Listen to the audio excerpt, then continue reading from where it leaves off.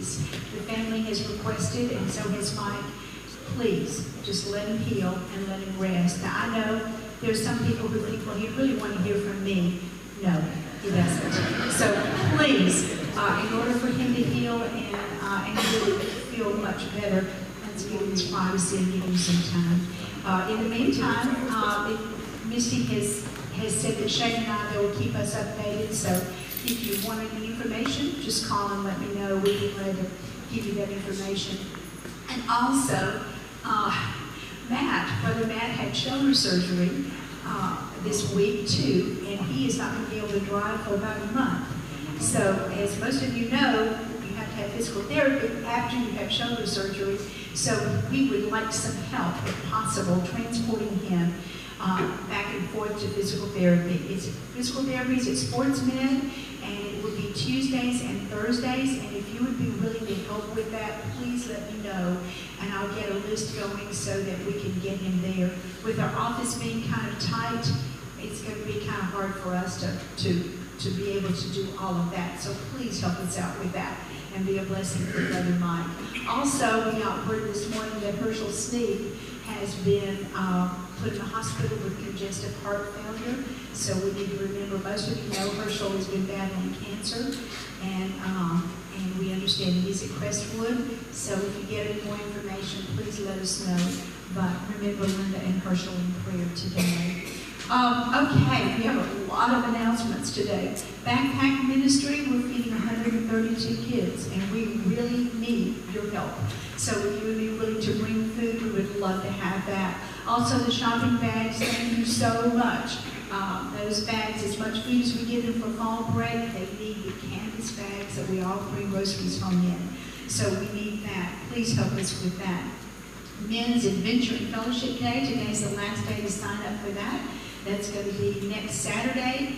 And Fall Festival t-shirts are ready to order. We'll get that order placed as soon as we can so that we can get those shirts here and you can start wearing them. You don't have to wait until Fall Festival.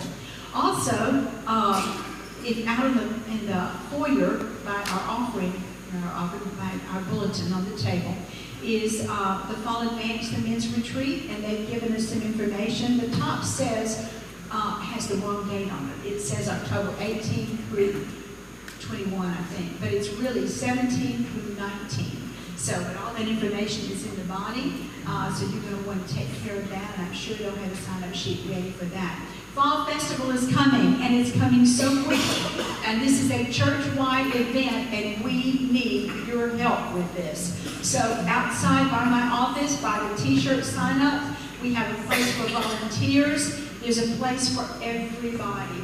Please help us out by signing up for this. Don't make me have to start making phone calls to get people lined up for that. Please help us with that. Also, we need donations. We need help with 1 or 2 liter drinks, and we also need help with candy. Lots and lots and lots of candy, individually wrapped. So if you would be willing to help with either one of those or anything involving Fall Festival, we need you. This is a community event, and it takes everybody in our church participating in that. So don't forget, if you've got questions, let me know, and I will more than gladly explain what we need to do and how you can plug in. Let's pray. God, our hearts are heavy today because people we love are hurting. And people we love, Father, are not here with us today. Father God, as we approach your throne today, I pray that you will bless them specifically, Father. Father, be with Herschel. Just wrap your arms around him and let him feel your love. Father, be with Linda as she is there with him. Give her the strength that she needs for these days. God, I pray also for Mike. Father, relieve that pain. Take the pain away from him. Heal him faster, Father, than they thought he was going to be healed. And Father, just bring him back to us. I know that's selfish, but God, we want him back. I pray for Matt. God, as he's approaching weeks of therapy, weeks of not being able to move like he's normally doing. Father, I pray that you will heal that shoulder, that you will help him, Father, in these days, that you will bless him in a mighty way. Now, Father, as we come today to you, you know the future. You know what has been laid out, what has been planned. You know all of our events, Father. And we don't want them just to be events. We want to bathe everything we do in prayer. We want these to be God events. So, Father God, as we come to you today, we pray with all of our heart, Father, that you will be in these things. Lay a burden on our heart, Father, to reach this community. In Jesus' name we pray. Amen. One more thing, Dan McQuaid has graciously agreed to preach today, so thank you, Dan. We appreciate that. Let's worship. Please stand and let's sing.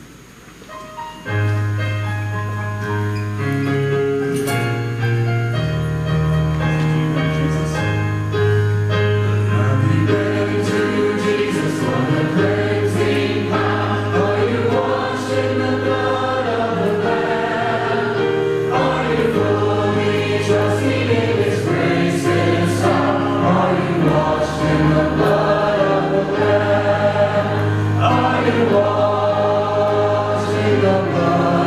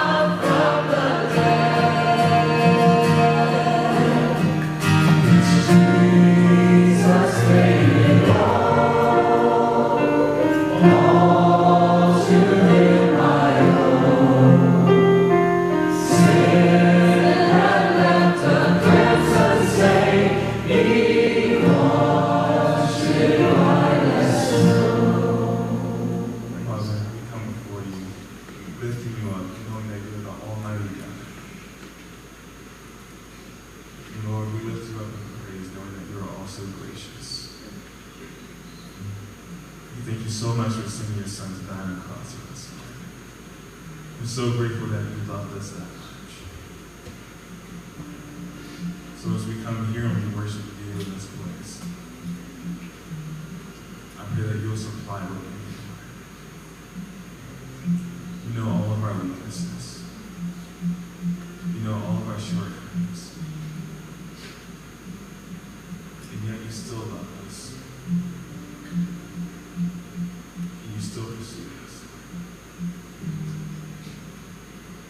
So as we continue to worship and later on as Dan comes and gives us a word, may your Holy Spirit speak through.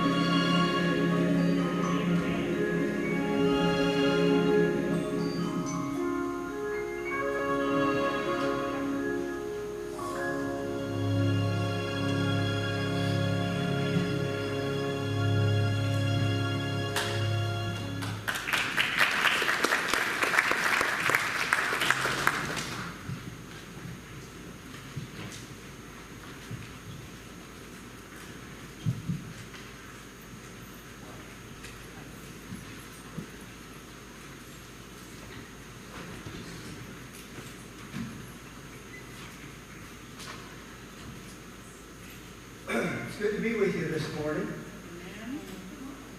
I'm going to have a good time. I don't know about you, but you have to listen to me. Cameron came over, fixed my ear thing. Or, is that right?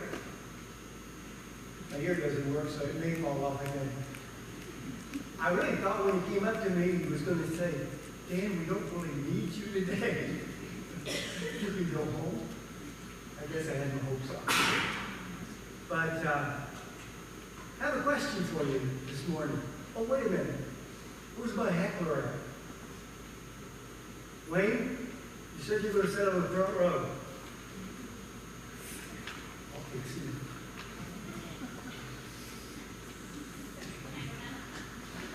I have a question for you.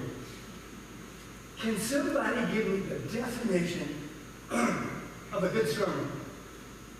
Sure. Sure. Okay, that way I'll stand on my left. Okay, what else? Pardon? Scriptural. Okay. Truth. Truth. Inspiring. Inspired. Well, those are all very good definitions for truth. A definition that wait, you're not on the front row.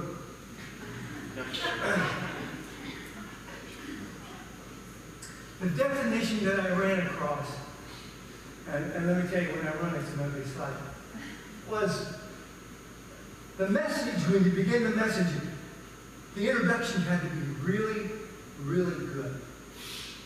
And at the end of that message, it had to be awesome. You had to wrap everything up so that people could understand it. And the beginning and the end needed to be really, really close together. You will probably not get a good message today about the parts being close together.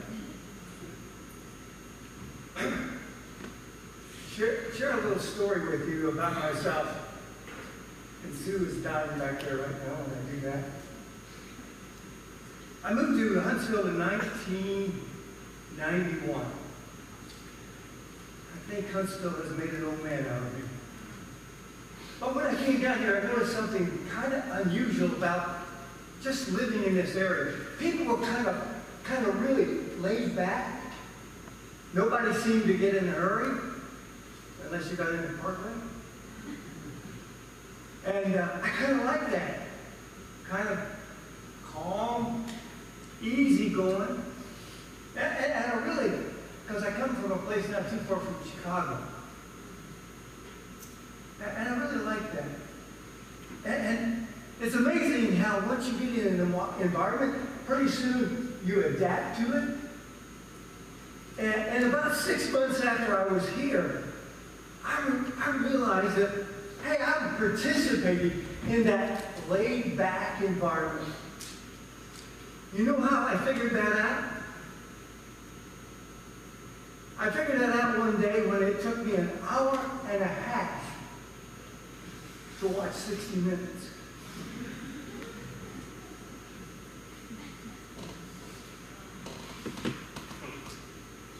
So just got it. I have a question for you. Do you remember a time that you or someone you love has been hurt so deeply that you haven't forgotten it? I'm going to ask you to remember for just a little bit today about that hurt. You know, this hurt can be so bad it affects every area of your life. Your family, your Christian walk,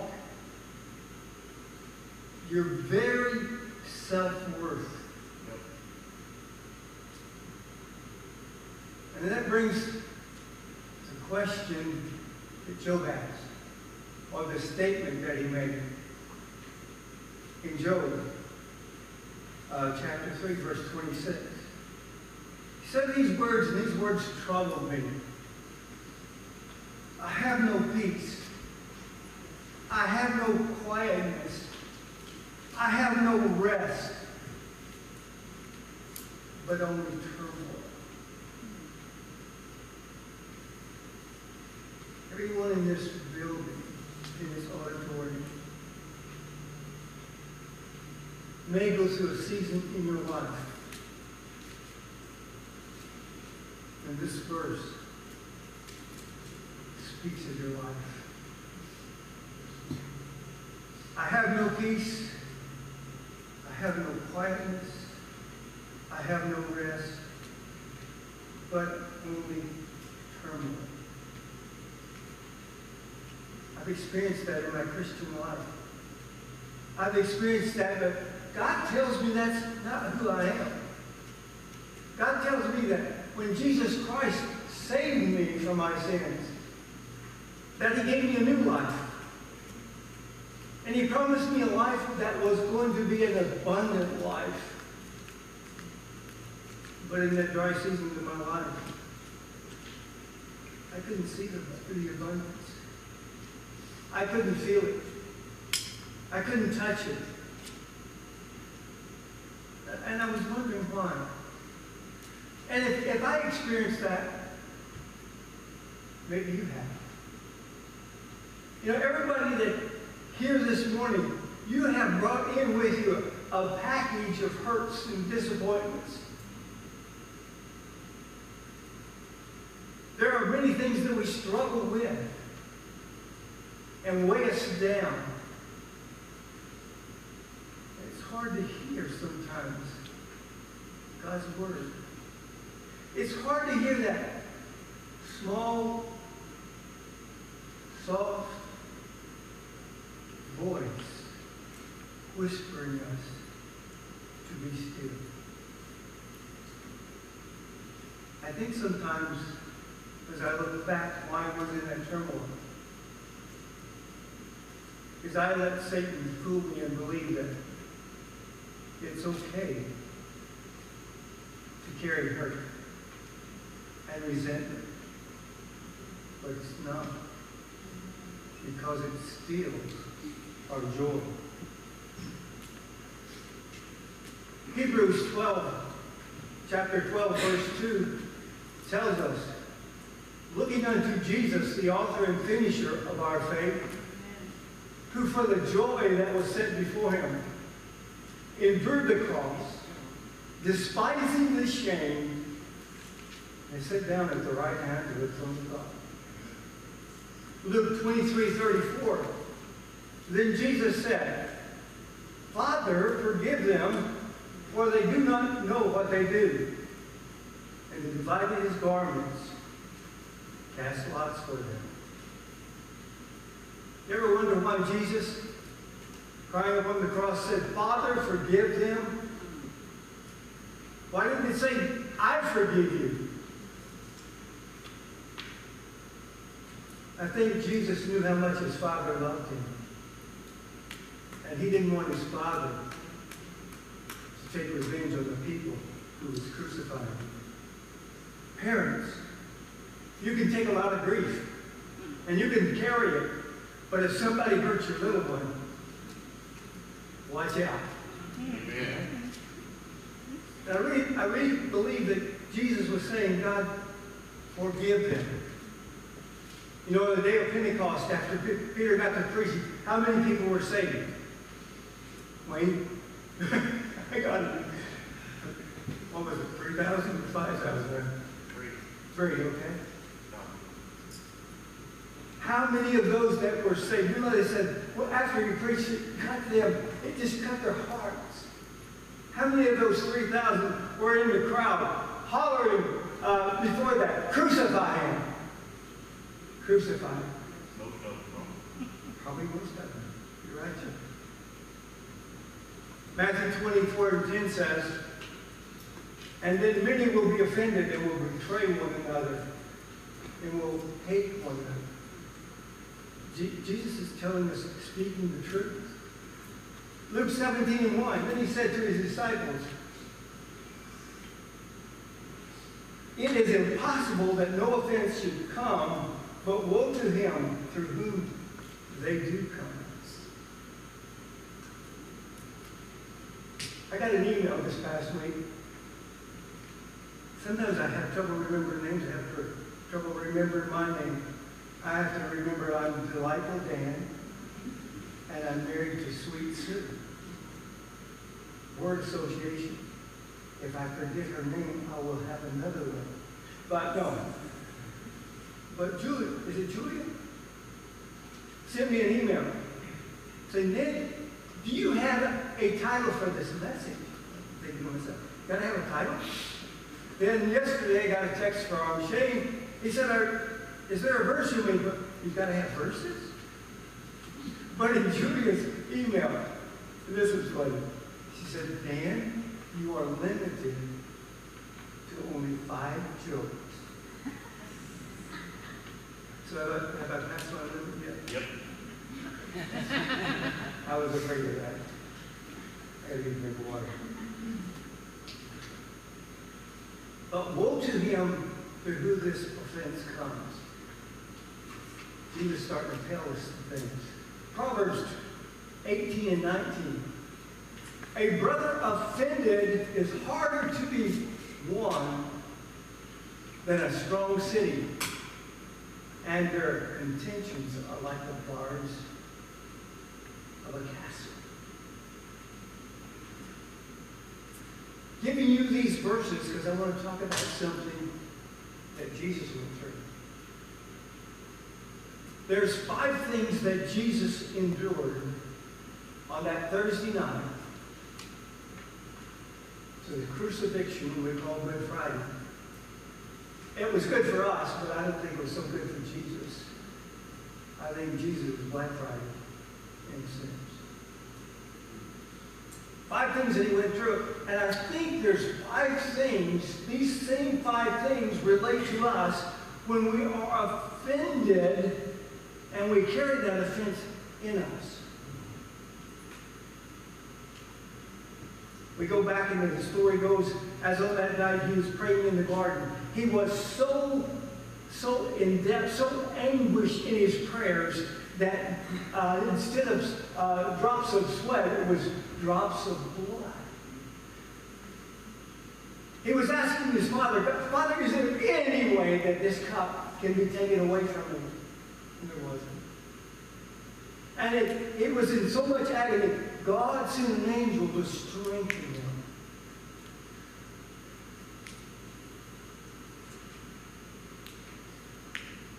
Left the garden. And one of the 5 things that Jesus endured happened after he left the garden. High priest sent a group of their guards to arrest him. And who was in front of that group of guards? Judas. I saw your lips. Judas. One of the things that Jesus had to go through is betrayal. It's been 3 years with Judas. Judas had saw everything that Jesus had done, all of the miracles, witnessed everything, and yet for 30 pieces of silver, he turned Jesus over to his accusers. So Jesus had to go through betrayal. Some of the hurts that we carry is because someone that's really close to us has breached our trust and has hurt us deeply. Not only did Jesus have to go through betrayal, but he had to go through false accusation. That Thursday night, they conducted probably 2, if not 3 trials. They actually paid people to come and bring false accusations against him. It was illegal, the trial. It was illegal in the Jewish law. It was illegal in the Roman law, but it was done. How do you feel when somebody has accused you of something that you didn't do? How do you prove it? Almost impossible. But not only did he have betrayal, but false accusation. The third thing that Jesus went through in that period of time was rejection.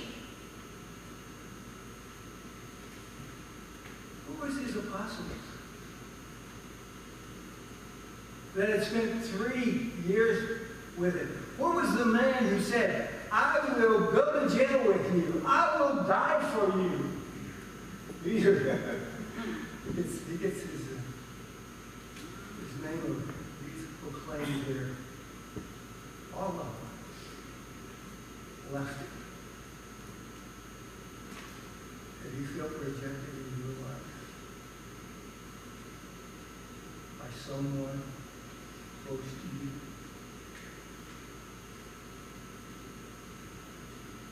Fourth thing, abused.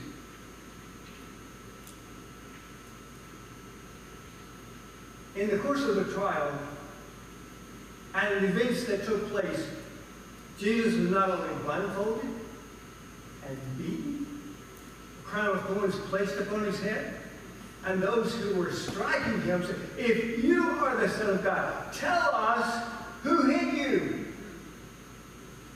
Now, this wasn't just a minor beating. This was major. He was beaten so bad that he was not recognizable.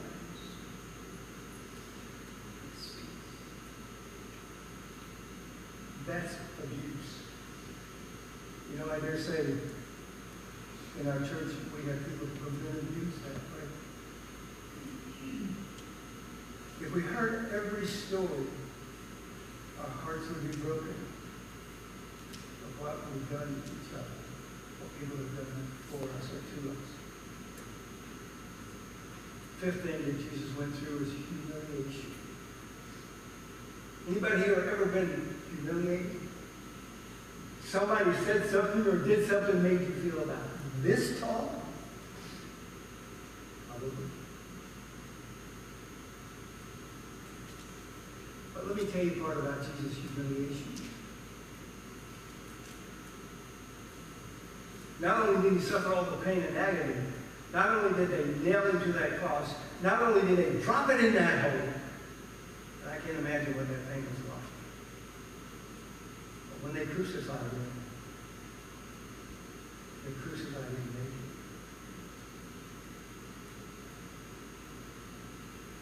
Exposed. Humiliated. All of these play a part in us being hurt in our lives. Hebrews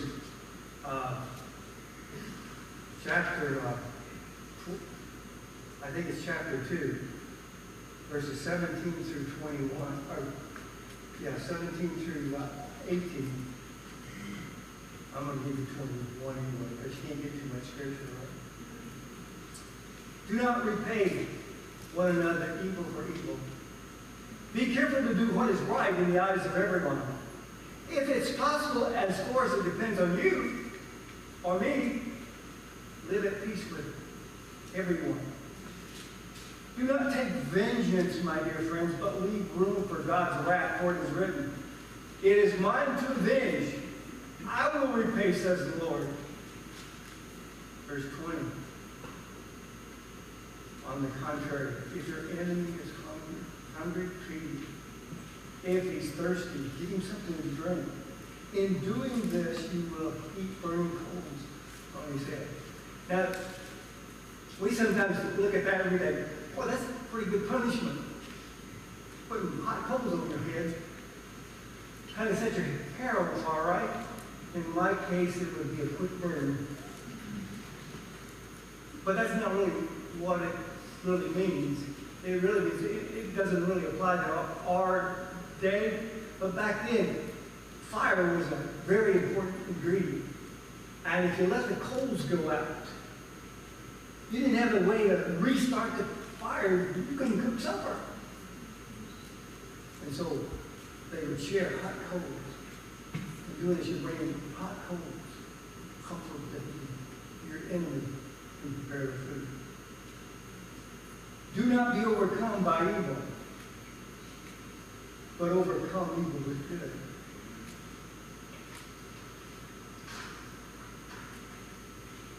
Now I lost my place. Too many pages. I want to talk to you about something about forgiveness. What forgiveness is not. Forgiveness is not minimizing the seriousness of the offense that you have been offended by. Sometimes we'll say, oh, he didn't mean that, or she didn't mean that. Don't try to justify what somebody else did that was wrong. God doesn't. God doesn't justify wrong and call it right. So don't minimize it. You're hurt for a reason. And you really need to remember that. Forgiveness is not reconciliation. And but we would like that to take place. But if you tie your forgiveness for the hurt that you're carrying based on the person that hurt you, then you're in his debt again. He may not, or her may not forgive you. So it's not about making it right. You know, you can forgive somebody, but you don't have to go on vacation with them. It's okay. Losing language. And it's, forgiveness is not doing what is fair. I get a lot of popping. Is that right here? Yeah, okay. Cameron? One more time. You guys going to put this on? I like picking on Cameron too. Did you give me a new ear while you're at it? Thought he was going to put that on my tongue. Forgiveness is not doing what is fair. That doesn't seem right, does it? Let me ask you, who wants fair? You're afraid to raise your hand. Who wants fair? Man, I don't want fair. You know why I don't want fair? Because if I have to deal with fair, I have to pay for my own sin bill. I don't want to do that. I want to take the payment that Jesus Christ paid for me to redeem me. Forgiveness is not being fair. And the fourth thing about forgiveness, it's not impossible to do. Think about that. It's not impossible. Philippians 4:13. I can do all things through who? Who gives me what? Absolutely. It's not us, it's him. He can do that. The strength to forgive is from God. We allow him to work through us. Now I want to give you 3 steps for forgiveness. I'm going to say something that you might not believe. I do that to Sue all the time. Things I say she does not believe. Rightfully so.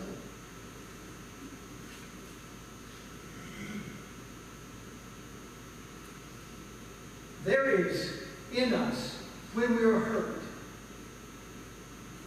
we refuse to relinquish that hurt because we are afraid that if we relinquish that hurt, that the person who has offended us will get off the hook scot-free. And we want revenge. We want compensation for our hurt.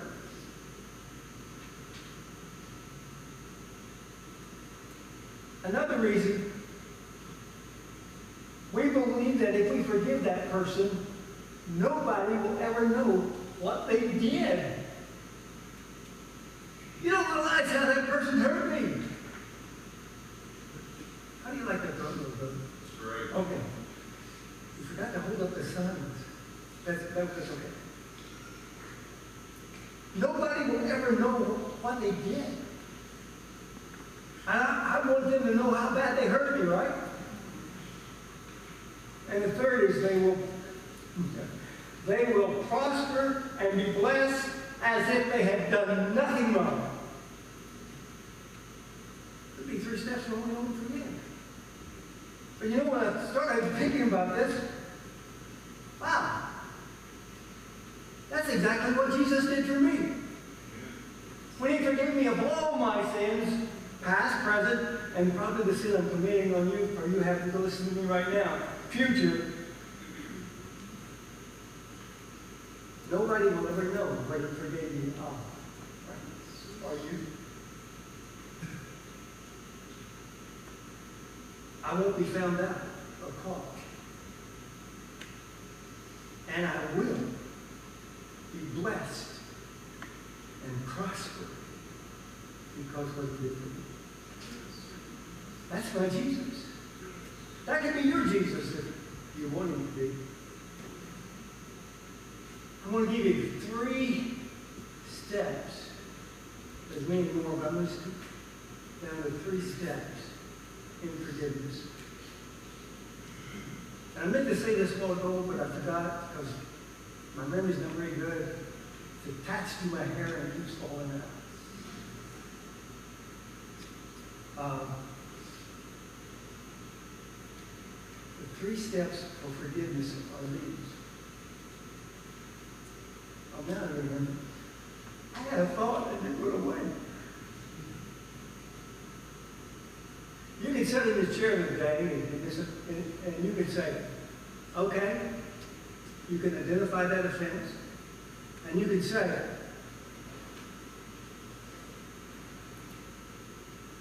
Wayne, I forgive you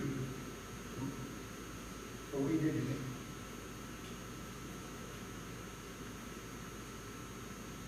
Can I tell you something? That doesn't work. It don't work. Because there's a protocol. There's steps to take place for it to work. And I'm going to give you 3 steps to that right now. The first one, you got to pray for them. Matthew chapter 5, somewhere in here, I got it. Matthew 5, verses 43 and 44. Who's got your Bible? Matthew chapter 5, 43 and 44. You got it? Would you stand up and read it? Well, that's not fair, is it? Well, I can't find where I put my paper. There you go. I can't read it from here. There you go. You've heard that it was said, you shall love your neighbor and hate your enemy. But I say to you, love your enemies and pray for those who persecute you. Are you kidding me? I got to pray for that person that hurt me? Yes.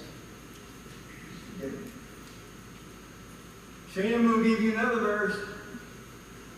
I like this. It's kind of fun. Luke chapter 6, 27 and 28. Not only do you have to pray for them, I want to go back. I'm going to step back and you'll hear this.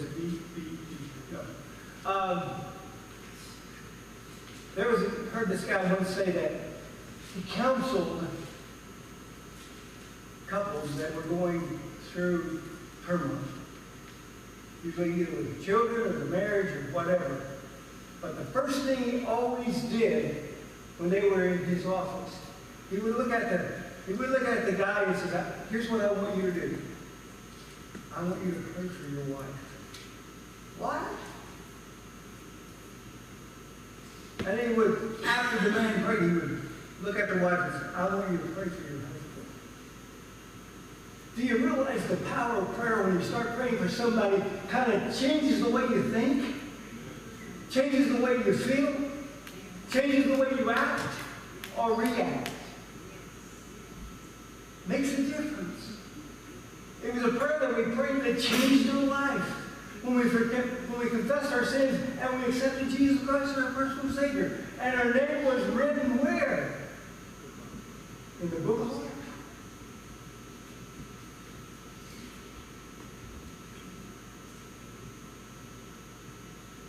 Second thing you got to do. Second step. Bless them. Luke chapter 6, verse 2. But I say to you, could you pick that right now? But I say unto you, love your enemies, do good to those who hate you. Bless those who curse you and abuse you.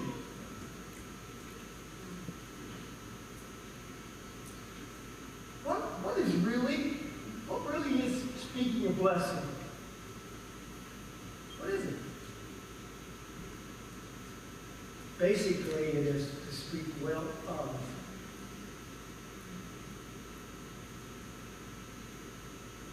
To find something good to say about that, or to speak well of. Got to pray for them, got to bless them. Thirdly, see, all these other two you can do by yourself.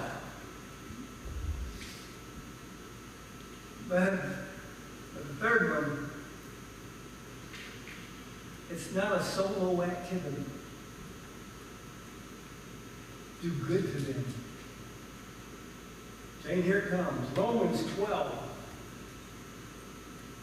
Verse 17, I think, if I wrote it down right. Do good to them. Repay no one evil for evil, but give thought to do what is honorable in the sight of all. Do something good for that person.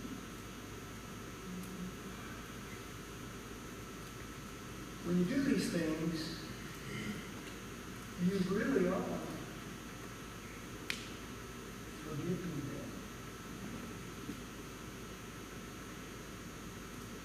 Matthew 10, verse 8, I got this one, part B.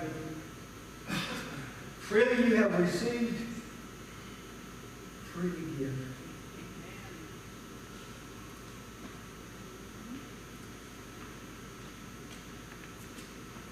If you don't remember anything from this message at all, I hope you'll remember these three words. The forgiven forgive. You and I have been forgiven through the blood of Jesus Christ.